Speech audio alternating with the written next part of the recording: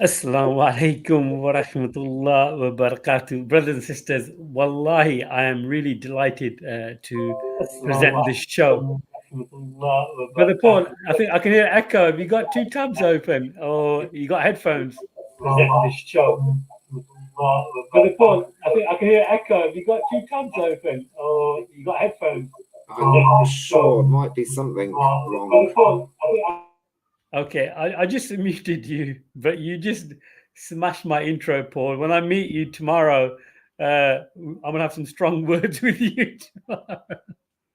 But nevertheless, brothers and sisters, we've got a very interesting show today. And brother Paul, as you probably are familiar with him right now, he's from the Workers' Party of Britain, of course, headed by the noble and intelligent interlocker George Galloway. And Paul Bedson has been doing fantastic work here in my city of Coventry, especially the east area of Coventry. And we'll be joined by other members of the Workers' Party to just basically have a discussion regarding the circus. What I mean by the circus, brothers and sisters, as you saw my thumbnail, you got two clowns, and there's no difference between any of them. There isn't, brothers and sisters. And we had the foreign minister, uh, this individual traveling to Israel, shaking hands with the prime minister of Israel, who is uh, a convicted, possibly a convicted criminal in his own country. Forget going around the world. He's got an arrest warrant if he leaves that country. And then you got the UK's foreign minister standing there shaking his hand. Now, brothers and sisters, I really want you to ponder upon when the situation of George Galloway meeting Saddam Hussein and shaking Saddam Hussein's hand, right? And look at the contrast, of these two individuals and these two scenarios. There's so much to talk about. I also want to talk about the situation in Leeds with the riots, and also the recent attack in Tel Aviv, in the heart of Israel, by a drone, by the Yemeni Houthis sent a drone over that bypassed all the air defenses. I'm really sorry, guys. I shouldn't giggle at this, but it just goes to show that they might have all the technology in the world, right? The IDF and Israel, might be protected by all this so-called technology, but a single drone took out a tower block. And it's so much going on. We've got brother John joining us. He's backstage. uh John, welcome to the show. Assalamu alaikum. How you doing? Salam to Allah, brother John. I'm just doing a little monologue. Of course, brother Paul is in the middle, and John from Nuneaton, also from the Workers' Party of Britain, is on the right hand side. Paul, yeah, I gave a bit of a monologue. Anything that you want to share, feel free to talk. Well, the first thing that springs to mind is that we shouldn't take what happened today in Yemen lightheartedly. What they did, what Israeli IDF did to the oil port, the main port in Yemen, that the humanitarian aid comes in on, it was completely destroyed. So that was completely barbaric, and that was something I think the Yemenis will respond to with potentially more strikes on Haifa, they've warned. So it's a disturbing development, as were the riots in Leeds, and several events this week, and the whole behaviour of the new incoming Keir Starmer government, the two clowns, as you say. Well, one has switched over to another, but they're still a clown. And what they've done, not only visiting David Lammy, visiting Netanyahu, but we've had Keir Starmer's first state visit to Genocide Joe Biden, and then the incoming visit of President Zelensky to sit in the cabinet, or as they said, the first time this century, when I think it wasn't actually really, it was another leader. But anyway, what is Zelensky sitting in our cabinet, commanding our government for, giving speeches and influencing our politics? Again, those were possibly the three worst world leaders that you could possibly have wanted our government to meet, or at least in the context they have. Yeah, totally there's lots agree. to talk about. There is. Paul, I think they're getting some feedback from your mic. It's like I can hear a lot of, I don't know if it's Paul or John, one of the two. I've got a fan on because it's really hot Yeah, here. yeah, it could be the fan. Yeah, And it is the fan. Yeah. is that better? Yeah, much better. Yeah. Much better. Fantastic. And also the attempted assassination of Donald Trump. If there's any Mhm, Americans in the chat, we'd love to hear from you mhm, regarding the situation, in November that the elections will take place. And I'd love to get you on. But yeah, John, there is so much to talk about. We got the riots happening in Leeds. We got David Lammy, the foreign UK minister, going over and shaking hands with the mhm, sons of Satan himself, and then in the Parliament, Houses of Parliament, doing a quick mhm. U-turn and speaking quite negative of Israel. So, what's your thoughts on those two aspects? Of course, Leeds and the situation with David Lammy. Yeah, definitely. Yeah. So the question is, if Israel had the right to defend itself when Keir Starmer said, and the rest of the Labour Party, and especially David Lammy said, it had the right to defend itself. Um, and clearly now he's kind of saying something that's the complete opposite, right? Have I got that right? He's pretty much saying Israel are bad right now.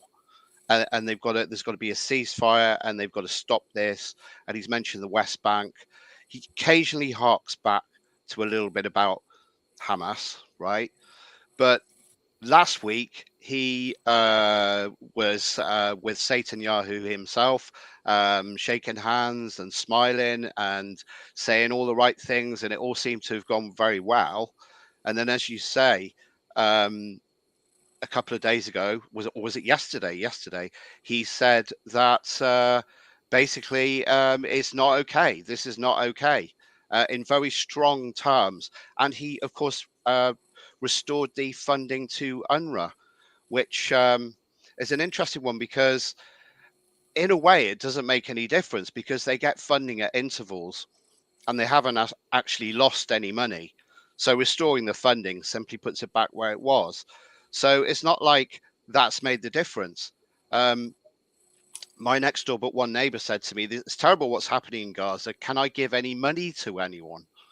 And I kind of wanted to laugh in a way because it doesn't matter how much money you give to anyone, you've still got bands of Israeli settlers protected by the IDF, stopping aid trucks going in, throwing off the aid and basically destroying it.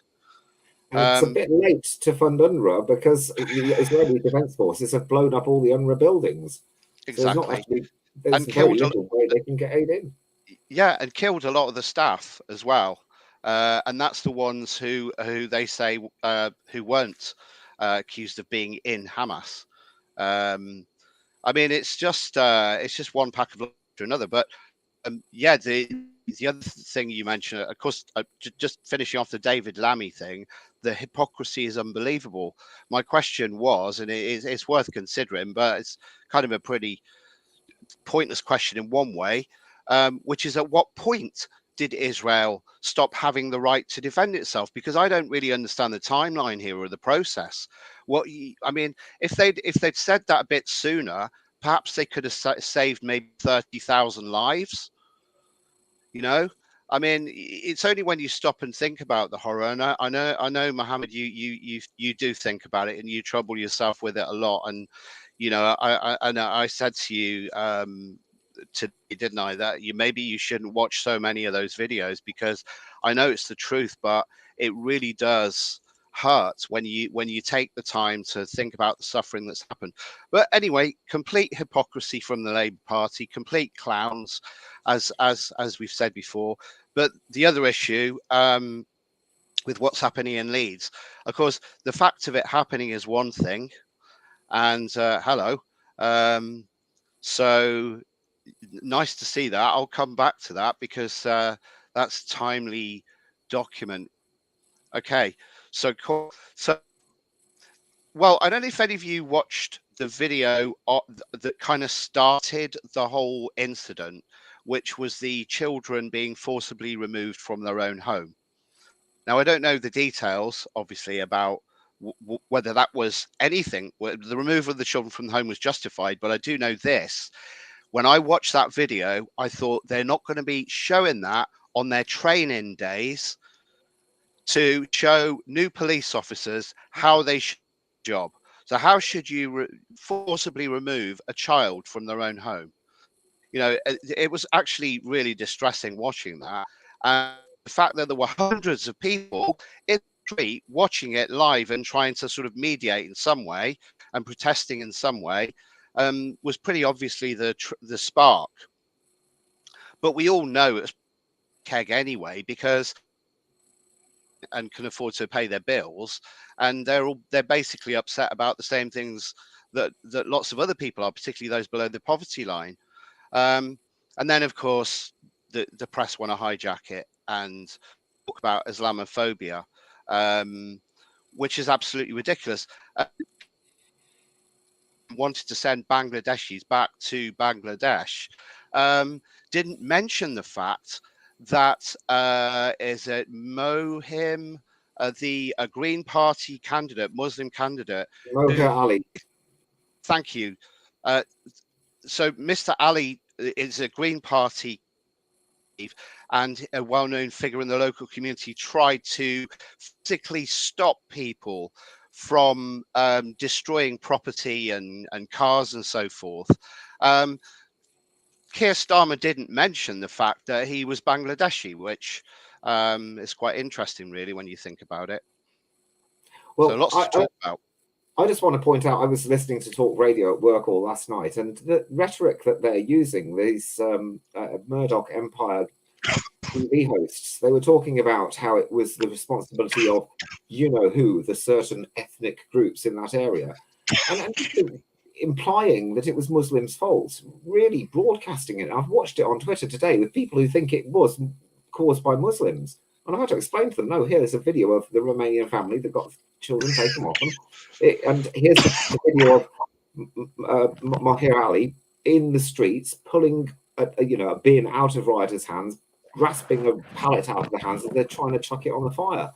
It was not a Muslim-caused riot, and there's evidence of good Green Party, Muslim candidates out there, Bangladeshi, as you say, stop in the streets, being local heroes, stopping this sort of violence.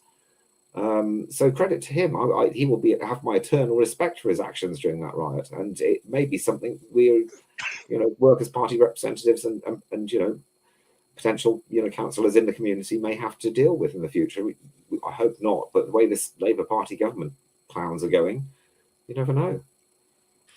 Yeah, I just want to mention something. The situation that happened in Leeds, it was a very impoverished area called Hare Hills in Leeds, where a lot of people from the Roma community, kind of like affordable housing, basically.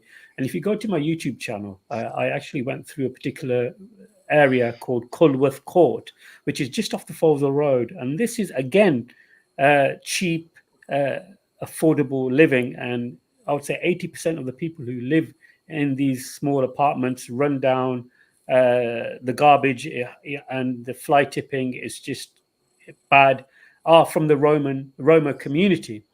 And it is going to maybe possibly flare up here because, again, the lack of education. I think councils have got a responsibility to look after the local citizens here. It doesn't matter which country you come from.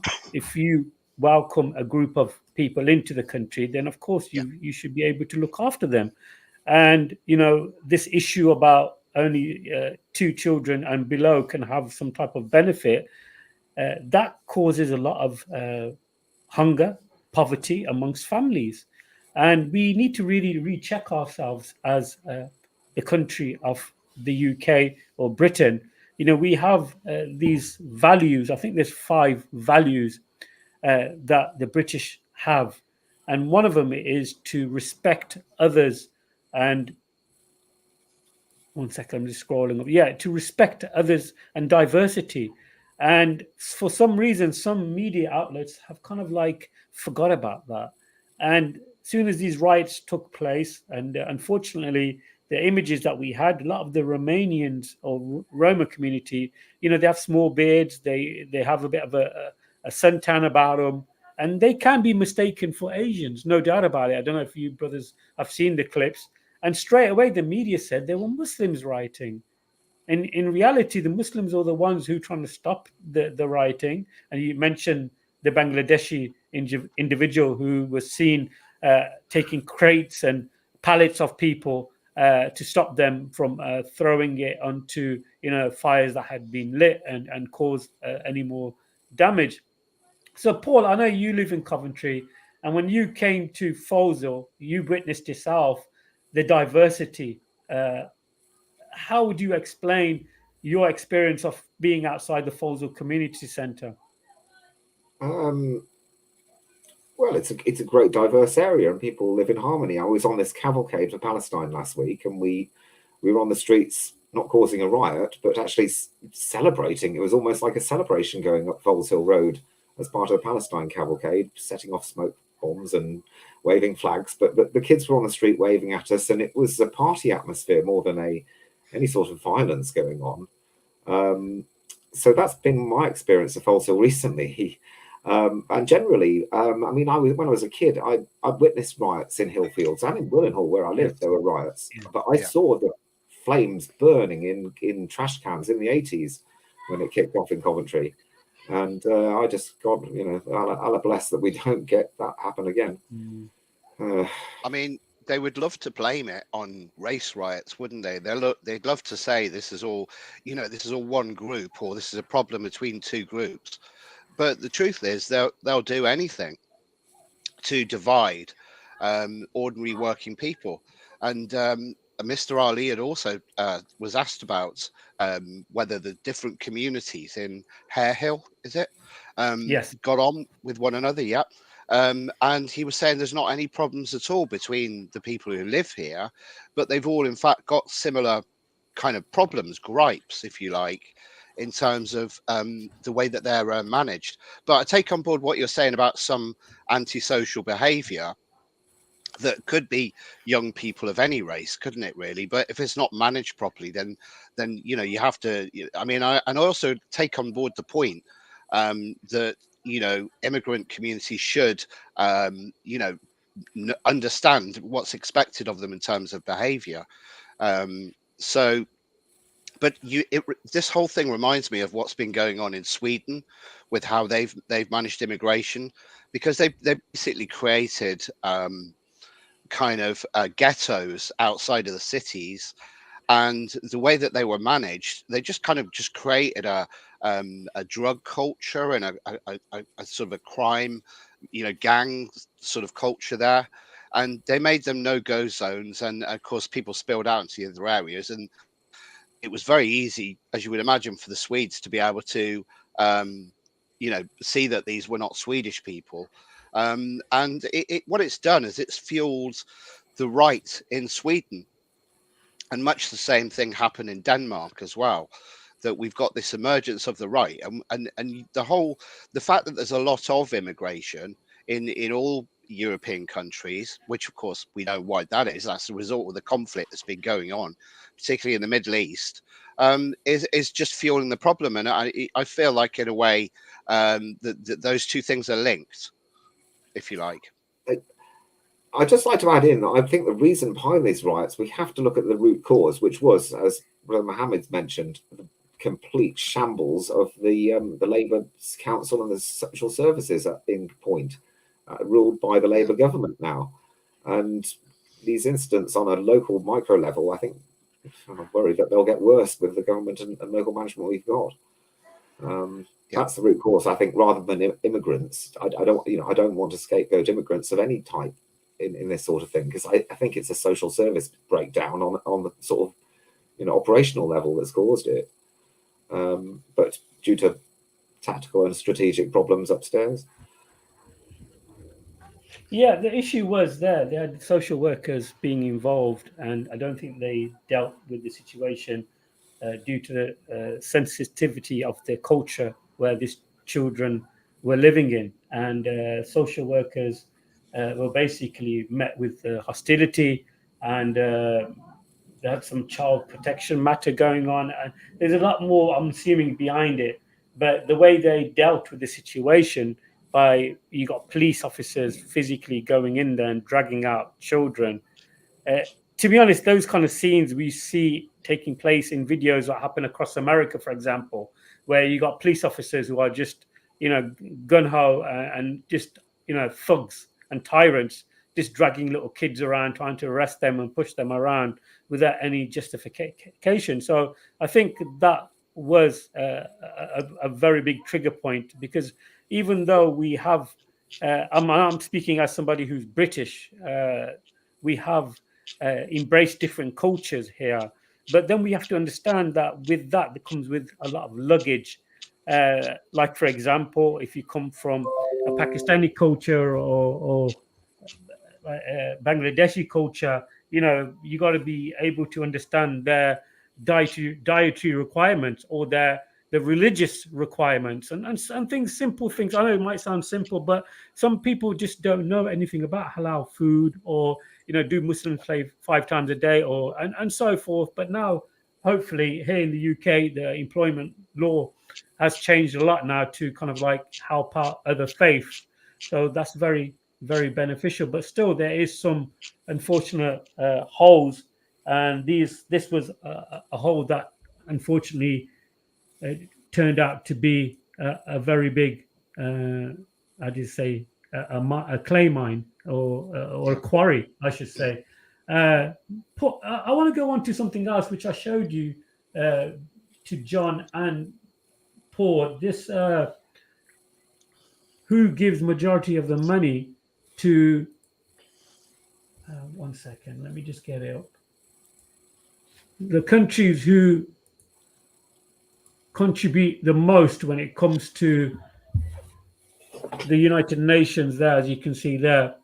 So the biggest country there is United States of America. I don't know, I think they haven't continued, have they? I think UK's towards the middle here, as you can see, 21.2 million that they've down really, aren't they? Can you see it? Yeah.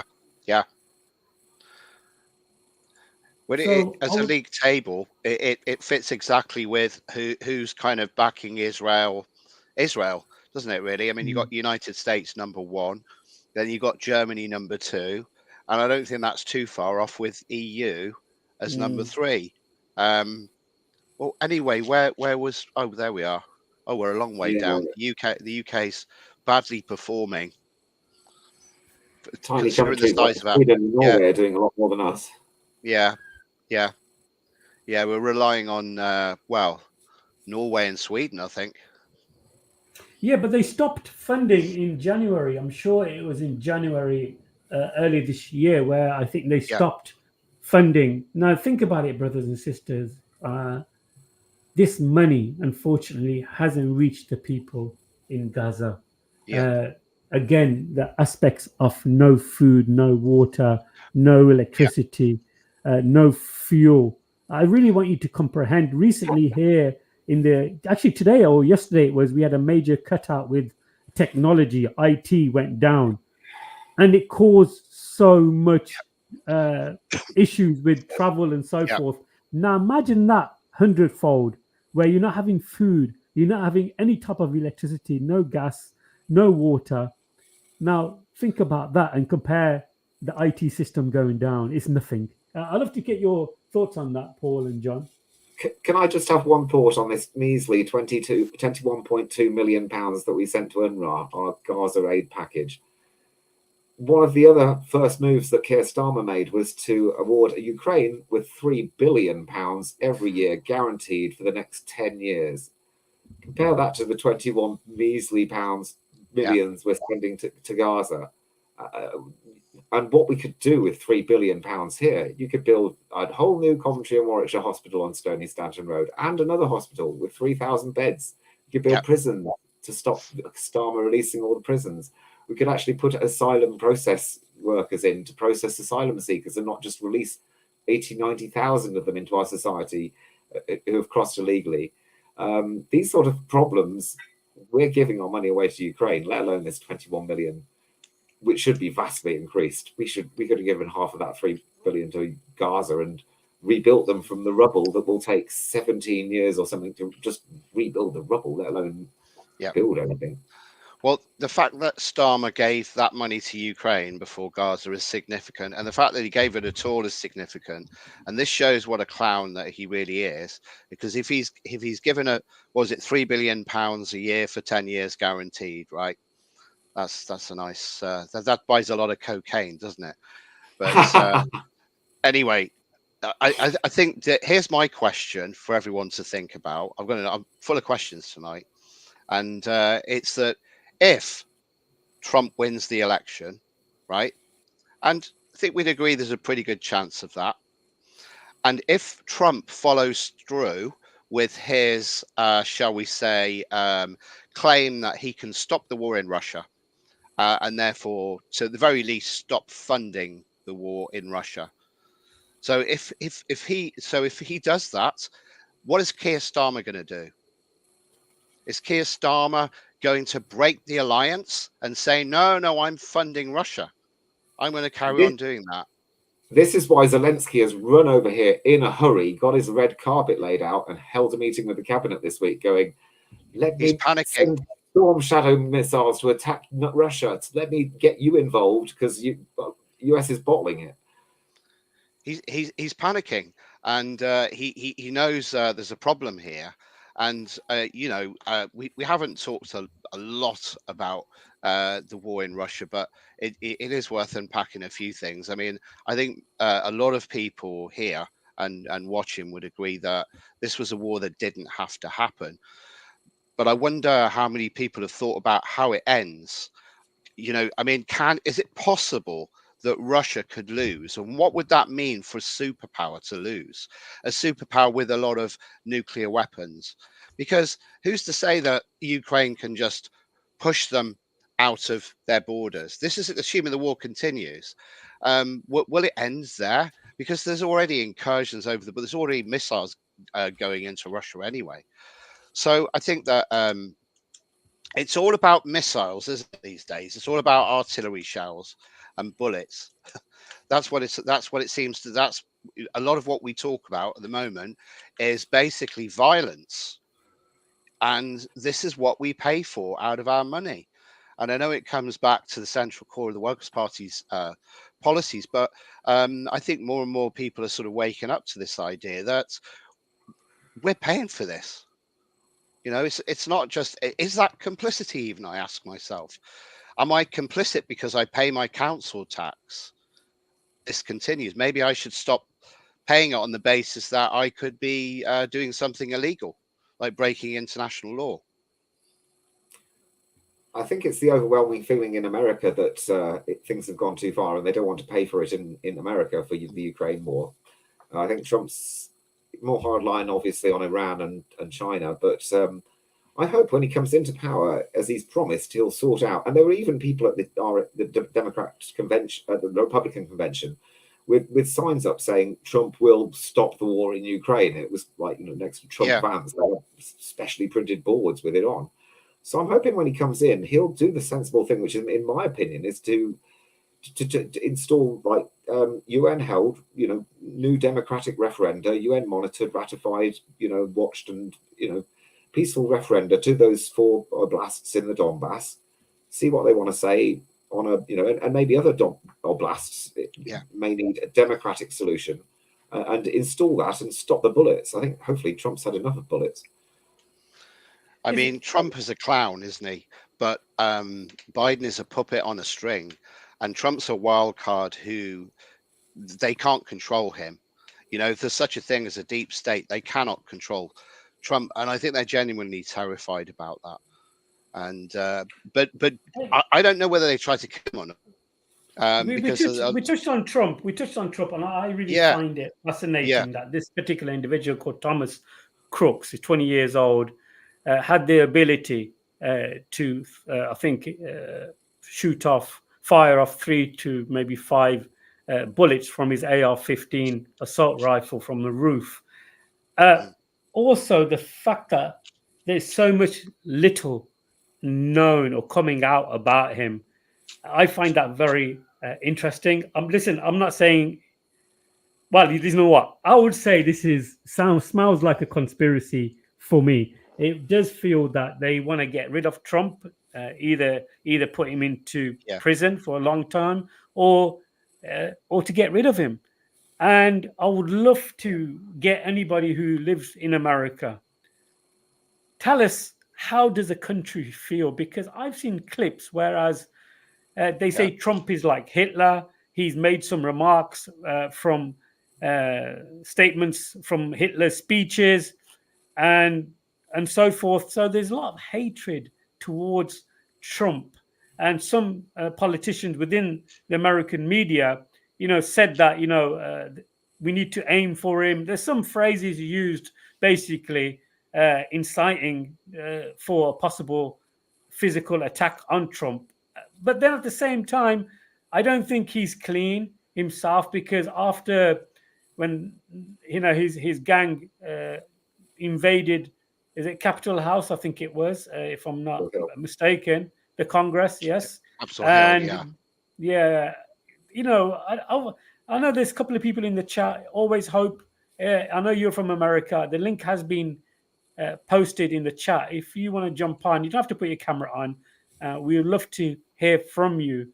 But like I said, it'll be fantastic to get you on, and you don't have to put your camera on. We know who you are. So I'd love to. How do you guys feel? Because we're getting a narrative here in Britain, right?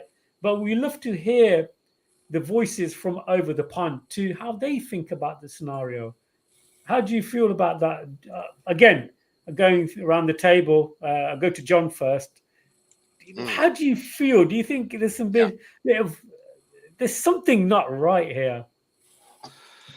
Yeah, I mean, I don't know whether the deep state tried to kill him or not.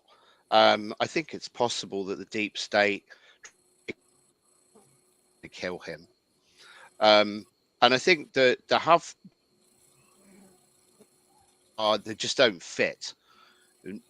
Pieces of a jigsaw that doesn't exist, if you like.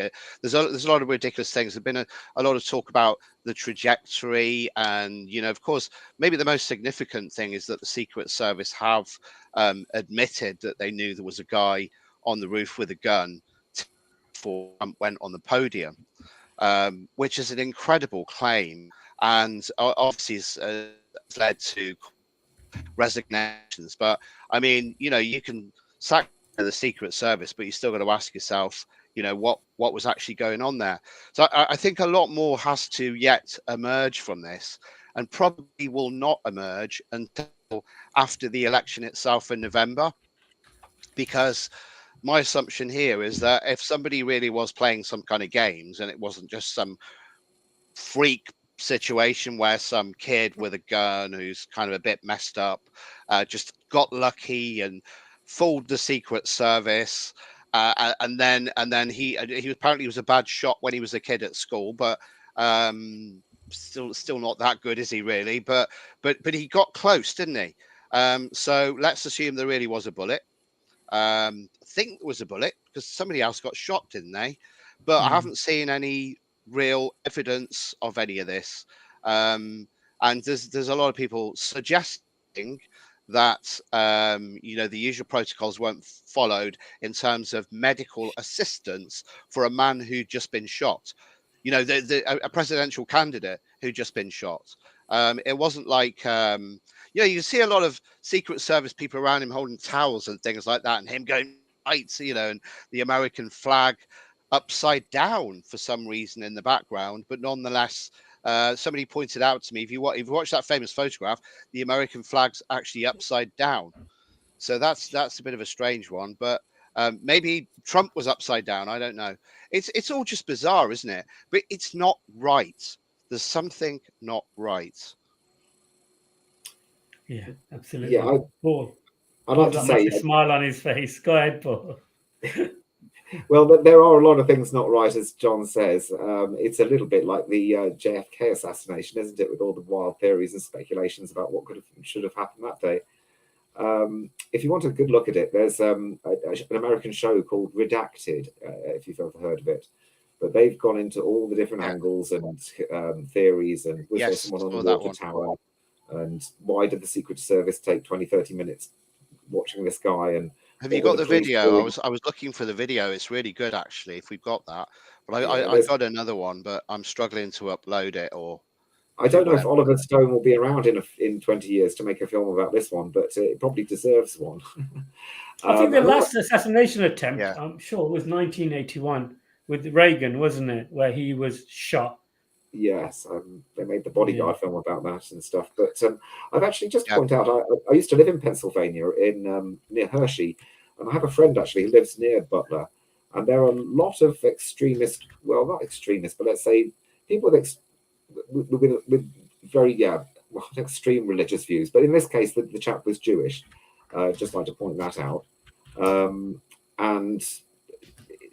I can't judge what happened, but extreme people can do extreme things and in weird ways, and this may have just been a random event that missed his ear by half an inch, as they say. But speculation will continue. I'm sure they will be talking about this one for many years to come. Yeah, they're very good at it, aren't they? They're very good at these. The Americans are very good at these kinds of situations. We've kind of seen it before. Really, it's a bit like if any of you watch Coronation Street, there's when anybody has a wedding, there's usually something that stops it happening, or someone gets killed, or something like that. It is a bit soap opera-ish. It's just so bizarre. But we've not heard the last of it. It's fascinating situation to watch, but it seems to be a bit of a curse. It does seem to be a bit of a curse, especially in America. I think in 1968, if I'm not mistaken, you got Martin Luther King being assassinated, and I'm sure at that particular time he was going to be the next president of the United States of America. And again, it just seemed that the CIA and FBI and the Secret Service, I think they've got a lot. I mentioned to you, John, previously when we was off air, that I think they have got a lot of information.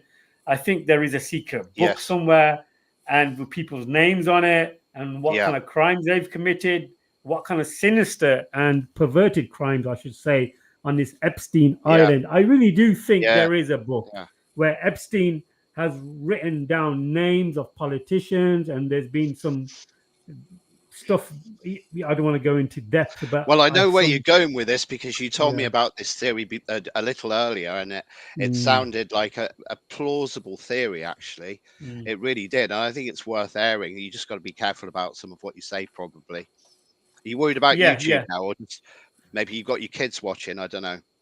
No, they're off to London. But nevertheless, probably a good idea for me. Like like I said, I served in the army, and I'm not saying I'm an expert in close protection, but I know that if you're going to protect somebody, you don't, upper torso, the chest, the head area, you don't expose that to any gunman. You cover the person. Worst comes to worst, you open your suit jacket, you open the side up so it kind of gives a bit of like a curtain, and you shout to the individual. You push the person's head down so he's like leaning forward. So he's a smaller target. But that was like, it just doesn't seem right to me. When you watch the movies, how did you stand up? He's got like 8 or 10 secret agents, some of them quite big guys. There's a couple of big women in there as well. And they were holding him down, like you say, to protect his torso and his head, maybe, because there's a gunman out there. And still somehow he manages to stand up and raise his fist for the photo. I mean, that's absolutely unbelievable photo bombing from Trump. You've got to hand him a lot of credit there. But maybe it was all staged, is the suggestion, because I'm not sure either way. I don't know. I don't think you can say it was staged, because the fire chief died. He did exactly what Brother Mohammed just did above his 2 daughters, a 50-year-old fire chief. Trump got his uniform sent to the stage and kissed his helmet when he was doing his speech. And he's raised a substantial £4 million or something for him, his family, and the 2 other people who got injured. So you can't really say it's a staged event when someone actually died and 2 people were very seriously injured and getting better. I'm not saying it's a staged event, but some people are, and I've been watching their kind of claims, I suppose. I mean, one of the videos I only got halfway through. I wasn't that impressed with it, but there were a few important issues raised, such as the after the event now. So you had some photos released of Trump's ear covered in blood and stuff like that. But there was the suggestion that he didn't really have a proper medical examination, and there was no report that went out, about, oh, this is how he is, sort of thing. Nobody. I mean, actually, I'd love somebody to correct me. I'm trying to watch the chat here as well about this. I mean, did the Americans get any sort of details, such as photographs or medical descriptions of what the actual injuries were? Has there been bullets found? I guess there've been bullets found, because that's the kind of hard evidence that you really want. What people are showing is a very comical scene in a way that, as you say, Brother Mohammed, it just doesn't seem quite real. It just doesn't look natural, particularly the bit about why aren't they protecting his body. I mean, there's a gunman out there. They don't know that he's been taken out yet, do they? And he's letting him start. Surely 10 guys can't stop the guy from also, standing up. what puzzles me also after watching the footage is that you have cameramen with cameras pointing towards Donald Trump and the group of Secret Service. Now, for me, I'm thinking if you're pointing something like a camera, you can be mistaken, or it could be a possible gun hidden within the camera, and you're like a stone throw away from the platform where Trump was. It just doesn't seem right to me. It just doesn't.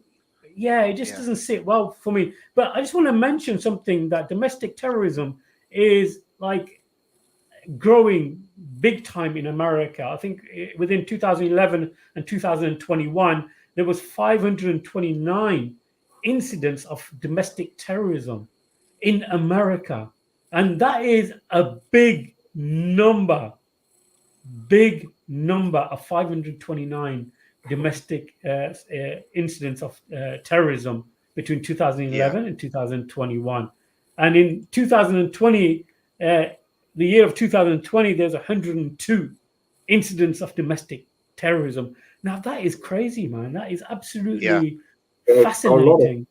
Extreme views and a lot of guns in America, and those two things don't generally go together too well. I just wanted to mention something about John said that I believe is correct about the evidence about the bullet hitting the ear. Just to point out that you can actually be injured by a bullet not actually hitting you, but the shock wave of the bullet going quickly past your ear can actually nick it. So that's potentially what happened there. I'll be honest with you guys. My left ear, I had my ear. Oh, you got your music? Okay. No. There are many strange details regarding the shooting of former President Donald Trump, and a lot has come out days afterwards. We're going to break down some of the more bizarre details and unknowns from this past week. Welcome to Sidebar, presented by Law and Crime. I'm Jesse Weber. It has been quite a week so far in the aftermath of the attempted assassination of former President Donald Trump out in Butler, Pennsylvania, when a shooter identified as 20-year-old Crooks opened fire, ultimately wounding Donald Trump, critically injuring two others, David Dutch and James Copenhaver, although they were reportedly in stable condition, but also tragically killing 50-year-old Corey Comparator. And he was apparently shielding his wife and children from gunfire that day. By the way, I have to tell you, there were GoFundMe pages that were set up for both Corey and for the Butler victims in general. I want you to listen to this. Corey's, at the time of this recording, is almost at $1.3 million raised, where there was a goal of just $7,000. And over $5.4 million has been raised for the families in general, in total. That is incredible support. But there are a lot of weird aspects to this shooting as the FBI is investigating this. And to be clear, this is a rapidly developing story, an evolving story. So what we're discussing with you right now is based on the information we currently have. Things could always change, but let's talk about this. We have been breaking down this story, this shooting, the details all week. And we kind of want to summarize what we know at this point, the outstanding questions, what we can expect. So first, let's lay out how on earth this happened. I mean, authorities say that Crooks was able to scale a building that was on the outside security perimeter of this pro-Trump rally. It's the American Glass Research Building. Sets up an AR-15 style rifle about 150 yards away from Trump's podium where he was giving a speech, and opens fire within minutes of Trump's speech at about 6:10, 6:11 p.m. And you know, that's a little bit old, that chart. That chart's a couple of months old. And if you want to really see something that said, take a look at what happened.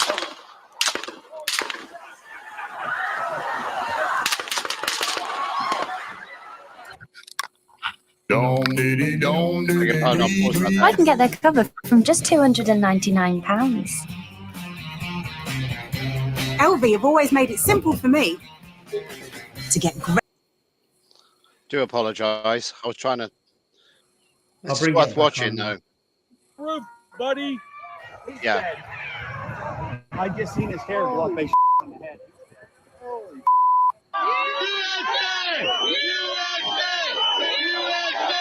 Now, this shooter was instantly neutralized by a Secret Service counter sniper team. And I got a hands off to the Secret Service, who immediately, as soon as the shots rang out, swarmed onto Donald Trump to protect him, shield him from any continuing gunfire. You want to talk about heroes? You want to talk about selfless actions? That's a prime example. Now, authorities, they reportedly discovered a remote detonator or transmitter on Crook's body, as well as remote-controlled explosives, a bulletproof vest, fully loaded magazines, and a drone in his car, which was parked nearby.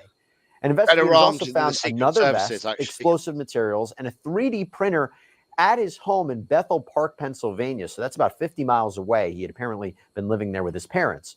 And according to CNN, a joint FBI and Department of Homeland Security bulletin has revealed that Crooks had been receiving multiple packages in the months leading up to the shooting, including those marked as possibly containing hazardous materials. So first, let's start off with a major strange aspect. Big question. How was this suspected shooter even able to get into position when reporting indicates that both spectators and law enforcement at the event were aware of him? Let me expand upon that. There were reports that people saw this shooter beforehand. There's even video that is circulated online of him seemingly checking out the roof, scoping out the area. There are those who say they saw him with a duffel bag and rangefinder. Then there are reportedly people who saw him climbing the roof. For example, Ben Macer told KDKA that he saw the guy move from roof to roof and told an officer that this shooter was on the roof. When I turned around to go back to where I was, it was when the gunshot started, and then it was just chaos, and we all came running away, and that was that. Now, apparently, investigators believe that Crooks had also used a bike to check out the Butler site, and according to the New York Post, a witness saw that bike around 40 minutes before the shooting. It's being reported that senators held a... So he had a better bike than the Secret Services had, and he also had a drone, which the Secret Services didn't have a drone. Someone's put that in the chat about the fact they didn't use drones. Always hope. And there's been some great comments actually, but we don't need to watch all of that. But I'd recommend watching it. There's quite a lot to unpack there. By the way, I haven't made up my mind genuinely, but it's just there's a lot of stuff to look at there that makes you think this just doesn't make any sense whatsoever. Yeah, go ahead, Paul. You want to say something? Oh, yeah, it's a bit of a head scratcher, isn't it? It's yeah, a lot of things don't really add up, but yeah, it's hard to say. I think until we've probably had a few years investigating it and looking it over, isn't it? Yeah, there's quite a few people always hope mentioning that some of the female operatives seem to be unprofessional and, of course, quite short in stature. And when they did it, that's the concern, isn't it? I think above all, it's the Secret Service failures that John highlighted that people really have to look into, and the director and their diversity training and just the way they handled it. Various failures, I think, are to blame, and that's probably where we should have a look before speculating on what this guy, who this guy was involved with, and whatever. He doesn't seem like a highly trained individual, does he? He doesn't seem.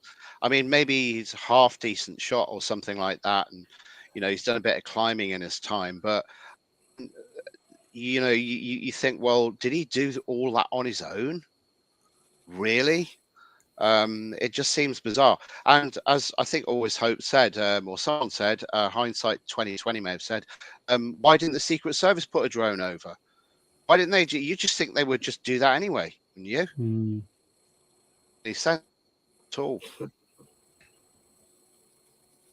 Yeah, hindsight's mentioning. I know I've done a bit of research regarding Joe Biden. His Secret Service are all men, and they are all ex-military, and they are taller than Biden. I think he's got hundreds of Secret Service close protection staff, and they all are white males. None of them are of any other race or gender. And for me, there's one moment where they finally get him into the car, and the lady has trouble of putting her sidearm back into her holster on the left hand side, and she took about 2-3 attempts to put it in. And for me, it's just, and the sunglasses look, and the white shirt, and the black blazer and stuff. For me, it's just something out of a movie scene. Maybe they've been underfunding the Secret Service in America because they're spending so much money on missiles. It's to believe that they would, though, isn't it? But somebody who, I mean, you know this, Mohammed, somebody who doesn't know the weapon well is somebody who's either not very well trained, or maybe they've just had a new one this morning. But you wouldn't put them on a job like that, would you? Just crazy. No, you wouldn't. You wouldn't. And there's quite a few comments coming in now. But I remember when the president of that particular time, Pakistan, Imran Khan, I think he got shot in the ankle or lower part of his leg on an assassination attempt.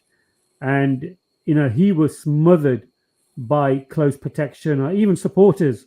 They kind of like quicker than what they did with Donald Trump, protected Imran Khan. So I just find it baffling that if you've got an outfit like that and it just fails to protect you and lets you put your head out. This is what I don't. For me, like I said, who I've served in the military, last thing you do, you put your head up in the air. So imagine if I'm behind a barrier or some sandbags, and you know I want to see where the enemy is. Last thing I do is pop my head up above the sandbags. It's the last thing I do. So for me, with his fist in the air and so forth, his close protection should have put their hands on top of his head, pushing his head and neck. Pushed him down, sat on him. Down. Yeah, exactly, and smothered him and made like a. Smothered him with bodies. Absolutely.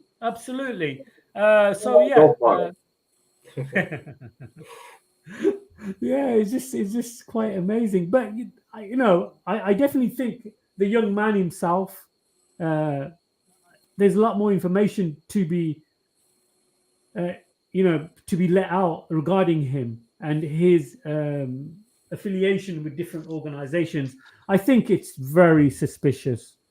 I will say this. What do you think? So just a quick point here, Mohammed. If he had been Muslim, then that would have been in the details that they released about him.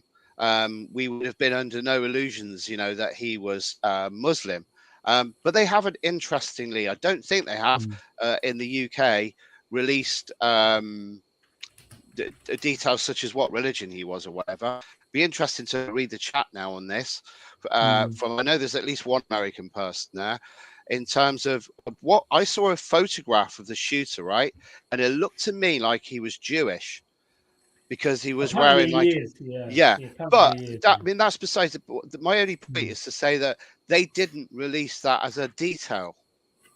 Why not? They'd have said if he was a Satanist or a Muslim, wouldn't they? Have I got that wrong? I'm sure, absolutely. They would have done. And made a lot of that as well. Absolutely, and it feels like had some Mexican heritage or Latino. But one thing what I don't understand is because when George Galloway, he was actually asking for protection for himself, and I vividly remember him being physically attacked, and he suffered some injuries to the head, and he asked for close protection or some type of security, and it was denied. And it just really baffles me. It really does. Well, I'd just like to point out that the day before, actually, this happened with Trump, George Galloway noticed that he'd been added to the Moravet's kill list, which is a non-governmental Ukrainian website that lists various enemies of Ukraine. And it's not state, but it's tolerated and it's not shut down by the state, which is what do we want kill lists with British politicians on? Influencing our country for, and Zelensky in our cabinet room. It's indicative of a growing amount of political violence that's come from that area of the world, with Robert Fico being this Prime Minister of Slovakia being attempted to be assassinated recently and left in a much worse condition than Trump. And before that, we've had Daria Dugin assassinated in Russia. We've had that concert hall shooting. That wasn't political, but there's a growing amount of this sort of violence. Yes. I really hope we don't see much more of it doesn't become part of a trend. Yeah, and we need to look at the bigger picture, as always Hope says. Ukraine knows Trump said he will stop the funding to them. I'm not sure if you put that message up. Ukraine does know that if the Trump Vance ticket comes in, that it's the end of their paycheck, and they know that all they've got then is diplomacy, and they won't be troubled. They'll just have to lose part of their territory. That's the end game with that. But there's a lot more links, obviously, because we still don't know whether Trump, of course, there was any deliberate attempt. Let's assume there was a motive. Who would have a motive? So Ukraine would have a motive. Would Israel have a motive? I'm not sure. A lot of people might have a motive, actually, but definitely the deep state would have a motive in America. I'm never sure really who the deep state are, because they're obviously secret. But I mean, I know that there's at least 2 secret organizations in the US that I'm not even share information with one another. So you clearly have factions even within countries, and it's not as simple as countries, is it? But this goes to show what a real mess it is at the moment. It's very, very hard to understand what's going on, and that's I think why we're flitting from issue to issue, because they really are linked. There's something going down, as they say, and it's not just in one place. It's hard to not be suspicious or paranoid about that if you're that way inclined like I am. Okay, I really want to touch on this now, guys, if you don't mind, regarding, let's talk about home. Let's talk about our leadership. Of course, this individual went and shook hands with the president of Israel, and then we saw him, David Lammy, the foreign secretary of the United Kingdom, in the Houses of Parliament, doing a U-turn. What do you think made him do that? I would love to see. I'd love to be a fly on the wall. Do you know what I mean? And is it because of the funding, or have they kind of come to the conclusion that enough's enough? There's too much social media out there portraying the genocide, and we can't really ignore it anymore. I'd love to hear your thoughts on that, guys. Well, I'd like to think it's something to do with Workers' Party putting some sort of pressure on them, or more than just us, really, the whole of the Palestinian campaign. Yeah, they're left. Yes, and just the social media, everyone on Twitter videoing and getting us out in front of the MPs. So I agree, but it's also reputation as well, Paul. They're essentially bothered about the reputation, but the political pressures, of course, matter to them, because they, for example, move too far to the right and they take a hard line on, well, when I say a hard line, I mean pro line, or a hard line as in a pro-Ukraine line, then they basically will lose members. Because people are speaking out, like the Workers' Party of Britain is speaking out, and so are lots of others speaking out on the same issues, that basically they're spending our money on war. and they're fueling war, and it's not benefiting everybody. At least of all the people that are directly affected by it. But we've got this spin-off effect of immigration as well, and everybody moans about that. But essentially, you know, this is a cycle. And those speaking out against it are mainly on the left, although within reform as well, you have people who are saying similar such things. So it's from the right as well. And they're playing a game. They have to position themselves just right to capture the majority of public opinion. So it's reputation, but it's also linked to the pressure, as Paul says, coming in from the likes of us. And the 5 MPs that were Gaza MPs, the independents that got elected, that knocked out Liam Byrne and two cabinet members or shadow cabinet members. We have to understand. I really want to really focus on this, and I apologize for interrupting, because this is very powerful, because these allegations were made by Israel against the United Nations regarding October the 7th. There were allegations. There was nothing proven to say that any members of the United Nations were involved in the attacks on October the 7th. Without even an investigation or, you know, going on the ground and finding out more information, they straight away banned the aid in January. So think about how long that has been. So since this foreign minister of the United Kingdom, since he mentioned in the House of Parliament, there's, I think, 3 other organizations or countries, Japan, Norway, and another third one was the European Union, have also changed their policy of refraining in giving aid to Gaza for the United Nations. So this effect has, thank God, gone over and spilled over to other nations who've also, turned their opinion. So, there is, I definitely think the Workers' Party and also independent candidates have made a dent, no doubt about it. And I don't want, and this is sincere request from me to these 2 gentlemen, is to continue. Do not stop.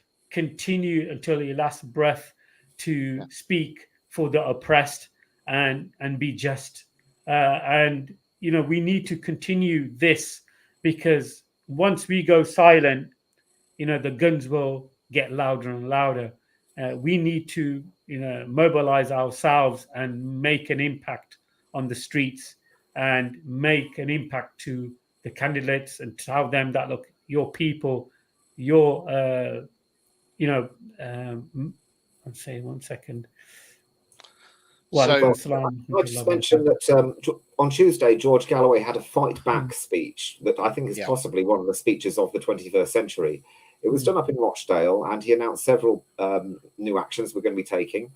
He said that someone stopped him in the car park because it was absolutely packed. He took over a complete mosque, and someone stopped him and said, "What's happening here?" And he said, "I'm happening. We're happening. The Workers' Party is happening, and we're fighting back," which is a great line. But he launched the Workers' Party Palestine campaign. So along with John and other members of the Workers' Party in Coventry and throughout the Northwest and throughout Britain, we're going to be attending Palestine marches, demonstrations, events. We're going to be at Loki's event on the 8th. You know what he goes about as well. And he's also launched something called the Workers' Party Pioneers, which is sort of the youth side of the Workers' Party, so young people can get involved. And if Labour go ahead and reduce the voting age down to 16, that's something the Workers' Party is going to welcome, because we saw the reaction young people gave us on the streets this time. And they want our policies of making Britain affordable for them, sorting the housing crisis out, sorting the imperialistic wars out, industrialising the country, all the 10-point plan things.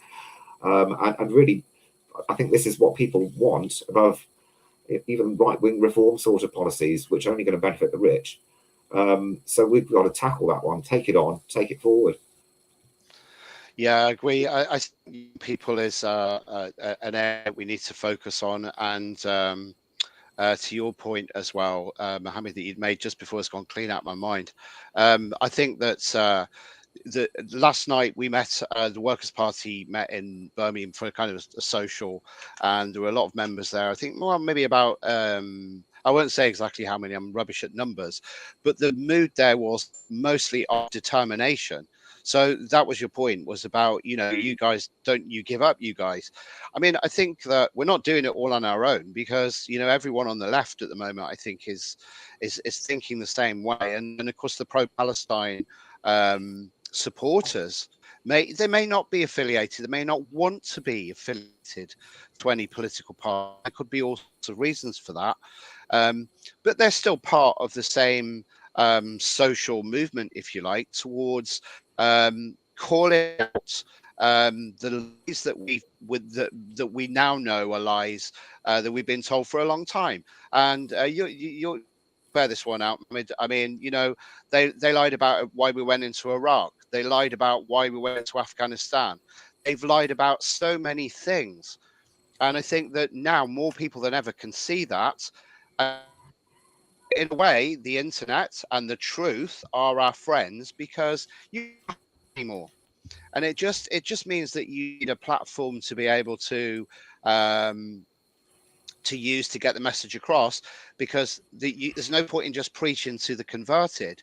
Of course, there's a core of people who can see it, and they're not necessarily in a political party, but they might vote, which could be Workers' Party, could be pro-Palestinian, could be Communist Party. I think the Communist Party still stood. I'm not sure how many candidates. They didn't get that many votes, but they're still around. And there's Tusk and so many other groups, and of course the Independents. So there's lots of work for us, but we're definitely not giving up.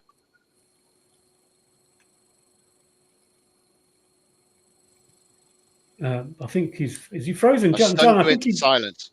Oh, yeah. I thought you froze for a second. You're back. It's okay. Oh, it's sorry. Did I get to the end of my sentence? I was just going to add, we're going to have monthly meetings in Coventry. I think we're having one tomorrow at 7 p.m. and people are most welcome to join up and join the Workers' Party and come get involved. We've got a WhatsApp group. You can happily join in with us.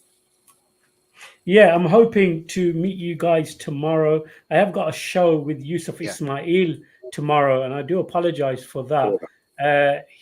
Me and Yusuf have been doing this so far on a weekly basis. So we had some interesting characters on the first show. I don't know if you've seen it, but we're doing this tomorrow at 6:30 UK time, 5:30 South African time. So stay tuned for that. So that's going to be tomorrow, 6:30. Yeah. And somebody mentioned in the chat that they are a moderator to the chat, but they haven't subscribed to my channel. And guys, you need to subscribe. There's so many people who watch my show and they have not subscribed yet. So guys, come on, don't be lazy and hit the subscribe icon. So tomorrow, we'll talk about tomorrow because unfortunately we have to wrap it up pretty soon. We're planning to meet up and have a good chat. And if you don't mind, what I was thinking is that before we go live, we have a chat amongst ourselves, introduce ourselves. And then after, when I pay for everybody's drinks, well, no, I don't pay for it, but somebody donated 11 euros, didn't they? Matt donated 11 euros. So I've got to buy everybody a drink. So of course, non-alcoholic. I'm driving, so I'm driving. I might have to buy you one, Mohammed, for letting us share your platform so many times recently, and I really appreciate it tonight as well. No, it's not a problem. So I would definitely recommend Tango Mango. That is a very good flavor. So tomorrow, God willing, I'm buying drinks. Yeah, can you hear me okay, by the way, and see me? I think my internet's playing up at the moment. I've got a building site, but you mentioned Tango. And you remember the adverts from years ago, don't you? I said we all remember those. So last night at the social, somebody brought slab Tango, right? And knocked the whole thing off the table onto the floor, and then exploded and basically tangoed. And I wish that somebody would have videoed that. Oh God. Well, oh God. Like I'm definitely Paul. I'm really looking forward to meeting up tomorrow, and we get to meet everybody and mingle. So it'll be good. And I think we need to continue with this kind of like, we need to progress with this.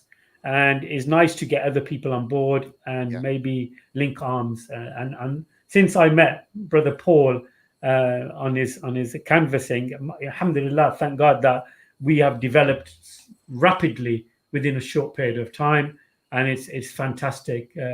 Paul, I'd love to hear your thoughts on how we met outside the restaurant. You thought I was the shop owner.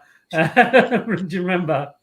Well, it's all through my campaigner, John. I think he bumped into you first and said, hello, this guy's interesting, and dragged me over to meet, which I'm very grateful for. And since then, like you say, we've gone forward to make some friends with other contributors to the channel, like Yusuf Ismail, who I was privileged to appear with, and hopefully will again. If we can take on some more interesting characters in that chat, it made a fascinating show, didn't it? You were definitely riled up when that guy came on. George Galloway came out there. Fantastic. That was good. So, go on, John Karen. You're just breaking. You're just like you break for a bit. Your sound breaks. Yeah, I might have to leave. I might have to leave actually because of my internet. Okay. I've got a building site nearby, so I will leave, but hopefully see you guys really soon. Anyway, can you hear me okay at the moment? Or... Yeah, we can. Yeah, but your picture's a bit fuzzy. We got most of you, John. So look forward to chatting better tomorrow. Yep. All right. Take care. See you both tomorrow.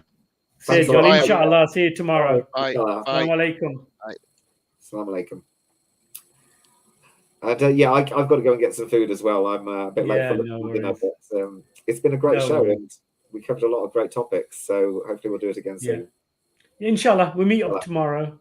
So if you got to shoot off, feel free to leave, and inshallah, I'll see you tomorrow. And best of luck with your new role in the new employment. So may Allah make it easy for you, inshallah. May Allah make it successful for you. Ameen. Inshallah, I'll see you tomorrow. But I'm still going to go on for another 10 minutes, I'm thinking, just to have some interaction with the people in the chat and give the people some updates with some future shows, inshallah. So you have a good night, inshallah. We'll see you soon. And thanks again. Assalamu alaikum. Wa alaikum salam wa rahmatullah wa barakatuh. MashaAllah. Fantastic. So guys, let me just, okay. So if anybody wants to come on and have a chat, feel free. I've got about another 10 minutes. If you want to raise some conspiracy theories, that'll be fantastic. And recently, if you've been on my YouTube channel, I've been doing some clips in the morning as I walk to the gym, or random clips that I've been doing in my area. And Sister always has commented on them, and she has enjoyed the clips. I'm really happy to hear that. And nothing's planned when I do these little videos of my area. It's straight off the cuff, as they say, and I just go with the flow. And it's nice. I really enjoy it because I get to meet nice people in the community, and of course explore different aspects of environmental issues, parking issues, and other issues, and I relay that onto my local authority, and a good chance of those environmental issues being solved. So that's good stuff. So I definitely appreciate you guys. And if you haven't subscribed, please subscribe to the YouTube channel. It's free to subscribe, and don't forget to share and like. And inshallah, tomorrow, which is going to be Sunday, I'll be doing a stream with Brother Yusuf Ismail. It'll be 6:30. Yeah, 6:30 tomorrow, 5:30 South African time. So stay tuned for that. And then later on in the evening, when I meet up with members of the Workers' Party, I'll be doing a live stream from the cafe itself. So stay tuned for that. Brothers and sisters, thank you for watching. It was short but sweet. Jazakumullah khairan. This is your brother Mohammed from CovFF. Assalamu alaikum wa rahmatullah wa barakatuh.